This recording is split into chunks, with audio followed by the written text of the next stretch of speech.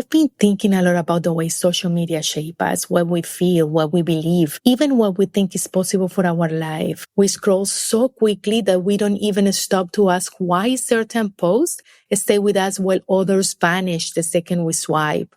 And I will be honest with you, before I started working with Jessica Morissette, I didn't realize how much of that was intentional. Jessica was behind the scenes of my business for almost a year, building a strategy, listening in on our monthly calls, and helping me craft messaging that actually resonated with my audience. And that's why I want you to hear this conversation, because she doesn't just know social media from the outside. She knows what it feels like to sit in the middle of someone else's message and bring it to life. Her own story is powerful. She was laid off from her 9-to-5 during the pandemic, building her business while finishing a master's degree in marketing with a focus on social media. Now, 5 years later, she's helping leaders create content that connects at a level most of us never stop to think about. This is not about posting more often or chasing algorithms. It's about the emotions behind the message, the storytelling that make us feel something, and the authenticity that can never be replaced by trends. And I want you to hear this whether you are a business owner or not, because the truth is, we are all consuming social media every single day. And once you understand what's happening behind the content you see, you will never look at your feed the same way again. Welcome to At What Point, the podcast where we dive into the real, raw, and rewarding journey of personal and professional growth. I'm Catherine, your host, here to guide you through mindset shifts, powerful aha moments, and the resilience it takes to thrive no matter what life throws your way. Whether you're climbing the corporate ladder, taking the leap into entrepreneurship, or just looking for that boost of motivation, you are in the right place. Let's dive in.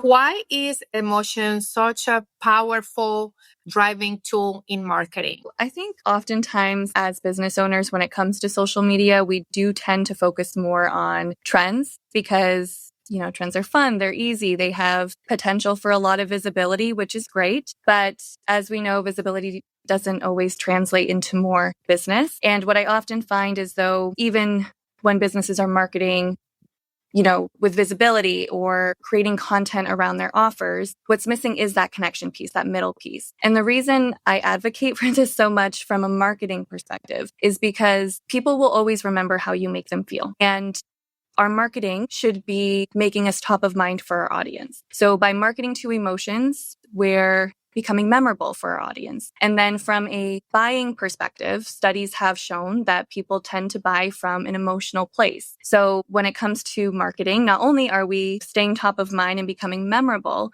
but we're also helping our audience to make a buying decision with us. That's great. You are one of the few people online that master this pretty well. I also feel that for some people, because they don't see the traction right away with this type of a strategy, that's when they drop the ball and they come back to the trending sound. We talk also a lot of storytelling, and we see that everywhere, from online to big organizations and big corporations, and everybody wants to tell a story. I know that many people is afraid to share their story because for some reason we feel that we don't have nothing special to share. Yeah. And that enrichment piece, from my perspective is not my story. They see themselves. But when we talk about the storytelling in social media to stand up from the noise, what do you recommend, or what are the steps to take to make this part of our marketing strategy? Yeah. So first, when it comes to storytelling content too, from a business perspective, I think most people think they have to only keep the stories relevant to the now or the beginning of their business. And I like to tell stories even from my childhood or my teenage years that is still relevant to the work that I do now. So I do invite people to really get creative and think outside the box, not just stories about your business, but even before your business, and, memories from your childhood even can be really great stories. But for me, whether I'm writing storytelling content or consuming it, the biggest thing is the language, using descriptive language, sensory language, and almost like if you were reading a book. Like when you're reading a book, you can visualize what the characters look like. You can visualize the scenery that's taking place in the book. And I think your content should be doing that as well. People want to be transported to that story. So that would be my biggest advice there is really getting creative with the language, being descriptive and taking people into this story. But then, of course, again, from a business aspect, making sure that you're able to tie it back to what you actually do and why your audience should really care about it. Like you said, they should be able to see themselves in it, even if they don't have that same memory from the story. The message, the core message of the story is relevant to them. I think it's really important that we tie it back to that. When you work with your clients, if they're at the beginning of their social media journey, is this a challenging piece for somebody, or is just me like, okay, I don't want to share my story on social media? Yeah, I mean, it depends on the client. Some clients, they just don't want to share that part of them. And maybe that's just something they have to work up to. I think sharing stories can be vulnerable depending on what your stories are. So I think that's something that not everybody is comfortable doing right away, especially in the early stages. But I do, again, just kind of tying back to the emotion, stories are a great way to connect with our audience emotionally. So it's definitely something I invite people to try and to get better at just by doing it. But yeah, it can sometimes be a challenge. I feel social media and the online is getting really crowded. And for some reason, people feel like this is a shortcut to become rich. Your side hustle, you need to hustle. No matter whatever you do in the online space, and you want to make a business out of that, you have that element of hustling.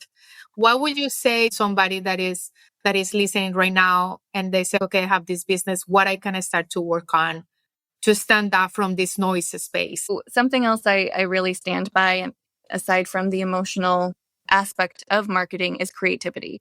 I think when it comes to standing out, being more creative with how you're sharing your message. And this could be anything from the visual elements, like your reels, like, doing different effects or transitions, things like that.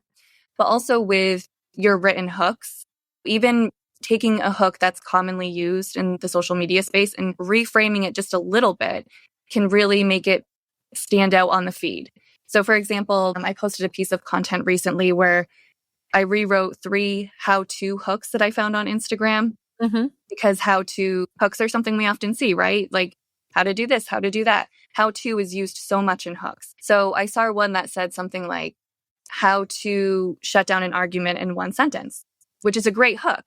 But if you can just reframe it a little bit to say something like, I watched her shut down a room with 1 sentence and a cherry Coke, all of a sudden it's becoming more disruptive on the feed because you don't see cherry Coke in a hook all the time, but you're also taking more of that storytelling element and really using a story to tell this message. Just simple reframes and written hooks and being just more creative with the written and the visual aspects of your content can really help you stand out. I remember that during the pandemic was the dancing and was the lip sync, that which I love, but it's not trending anymore. So it was like, and then recently was the 3 things to do X, Y, and Z. Also, we are in this time that everything is available to us. There is AI and you can find everything that you want to know. So I feel that creativity can make that change. And I feel also anyone that is stuck, if you want to have content that resonates, they need to have somebody like you or a coach or someone that give you direction, because I feel that gets to a point that social media is a muscle that you have to really work it out to get it to become stronger. And it's going to take longer trying to do it by yourself. Moving on, because I have a lot of listeners that they are not online business owners. But as a consumer, what we need to look at when we are on social media, when we scroll, we wear different hats. What are the boundaries that we need to have when we are scrolling on social media? Yeah, I think when you're consuming content, whether it's, to buy something, to educate yourself, get inspiration for something, I think just having a lot of self-awareness in terms of like, number one, what you're aiming to do with what you're searching for. But especially, when it comes to buying things, you want to do that research. But for me personally, I like to see how content makes me feel. Because again, just going back to the emotion, and if I'm truly like thinking about buying something, I don't want a piece of content to make me feel bad or guilty about anything that I'm currently experiencing, because I often find, when I buy from that place, I regret it 10 minutes later. Whereas if I feel really good about this, like this piece of content made me feel understood. I feel like this person got me. They obviously have a product or a service that solves a specific problem that I'm looking to solve right now. And I feel like empowered by it. I'm buying from that empowered place. And I guess I would say that like when you're consuming content, just to really focus on how it's making you feel. And I say this because there's a lot of like pain point marketing and problem aware marketing, right? I personally am all for problem aware marketing, but I don't like pain point marketing. I don't like making people feel bad for something, but I do know like it's important to address problems that people are experiencing so they can identify that. I think the difference with that is pain point marketing aims to make people feel bad enough to buy something, where problem aware marketing aims to make people feel seen enough to decide, right? So I think just when you're consuming content, no matter what it's for, just paying attention and having a lot of self-awareness around what your goals are and how it's actually making you feel. I love that. And a long time ago, I met a personal trainer and he switched his content that was very educational to shaming overweight people. Like the memes, and it's fun until it's not. And it's exactly like you said, how this is making me feel, how that brand make us feel. Sometimes I just want to reach out and say, like, why? Why do you change your content? Let's talk about disruptive content. What that means for you. When you say that it's important to have that piece of disruption when you are creating content, what that entails. There's like two pieces to that. So when I think of disruption, again, it comes back to disrupting the feed with like creatively with like your written hooks or visuals.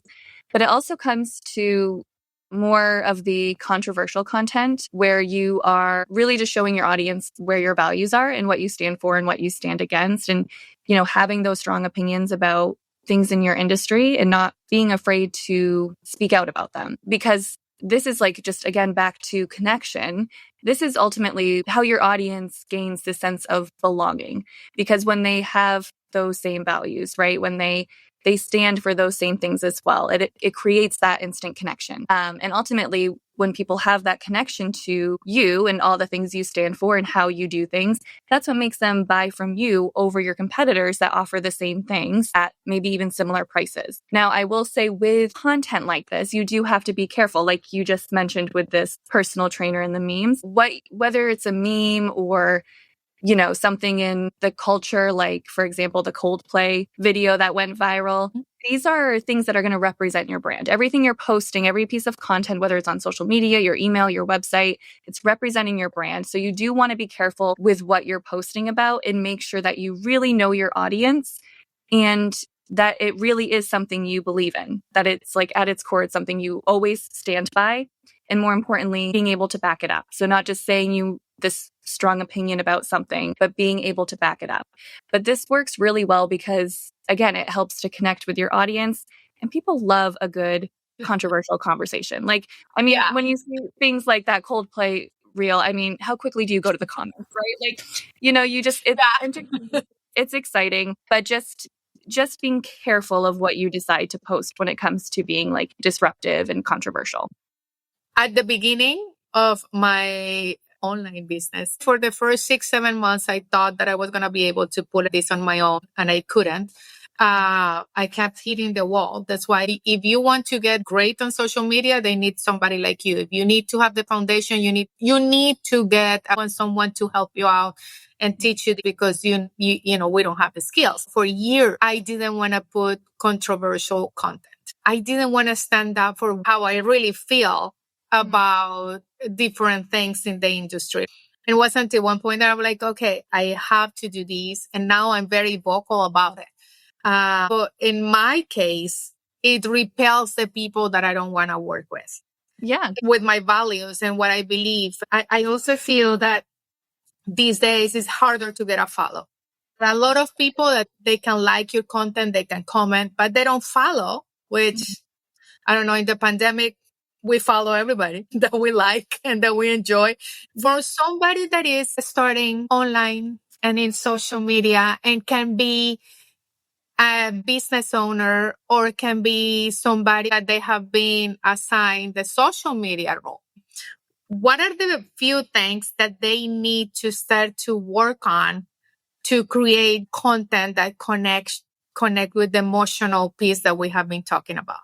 I think strategy is important, of course, but I always say strategy is only 10% of content and the other 90% is all you. So when it comes to building that connection, I would just start sharing your stories. Just start saying whatever you want to say too, and really see I know it's hard as a business owner to post a lot of content, and I don't recommend posting 3 times a day or 7 days a week or anything like that. But post as much content as you can to really see what resonates with your audience, and just have fun with it. Don't overthink it. I think we get so caught up in looking at what everyone else is doing or focusing so much on the strategy that we forget to incorporate that creativity and make it fun for ourselves. But just do what you feel comfortable with, try different things, and just start posting what you want to talk about that you know your audience will love. I love that. And one of the things that I want to say before we go is that working with you is amazing. I learned so much. You have that educational background. You have the strategy. You have that connection and that understanding that social media is just a piece of your marketing strategy. I will drop in the description of the episode the links where you can connect with Jessica and where you can start to follow her on social media. And thank you so much. And I will see you soon. Thank you, Catherine. I'll see you soon. Thanks for joining another episode of At What Point. I hope today's conversation sparked some inspiration for your journey of growth and transformation. If you enjoyed this episode, don't forget to visit catherinebeltran.com/podcast for show notes, special discounts on coaching packages, and freebies to help you keep moving forward. And last but not least, if you haven't already, make sure to subscribe so you never miss a show. See you next time.